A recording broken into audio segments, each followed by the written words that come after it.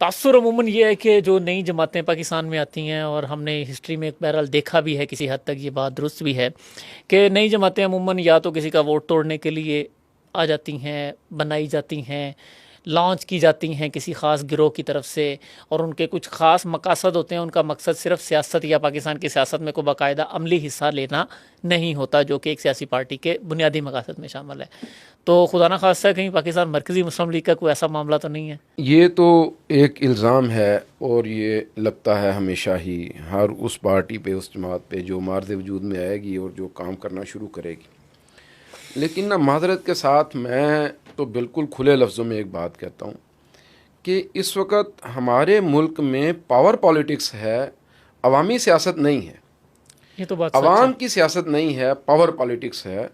اور ایک مخصوص سا محدود سا طبقہ تمام پولیٹیکل پارٹیز کے اندر کسی نہ کسی شکل کے اندر موجود ہے.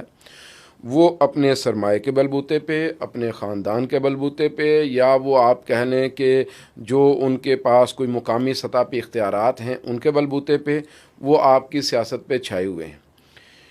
اس کی وجہ سے آپ کی پبلک کا ایک بہت بڑا حصہ، حنظلہ صاحب، ایک بہت بڑا حصہ وہ بالکل مایوس ہے. لا تعلق ہے. وہ مایوسی نے پھر ان کو لا تعلقی پہ مجبور کر دیا ہے. بالکل. اور وہ یہ بات سمجھتے ہیں کہ یار اب ہمارے مسائل کا حل کہیں پہ نہیں ہے، ہمارے دکھوں کا مداوع کہیں پہ نہیں ہے.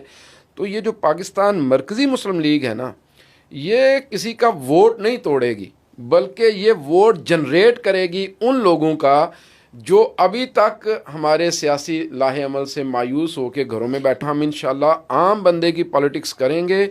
اور میں آپ کے توسط سے صدر محترم کی موجودگی میں، ہمارے جنرل سیکرٹری صاحب بیٹھے ہیں ان کی موجودگی میں بالکل یہ بات کہوں گا کہ انشاءاللہ ہم ایک ایسی انرجیٹک پولیٹیکل قوت کھڑی کریں گے پاکستان کے اندر، جو عام بندے کی مایوسی کو ختم کر کے اس کو امید دلائے گی انشاءاللہ.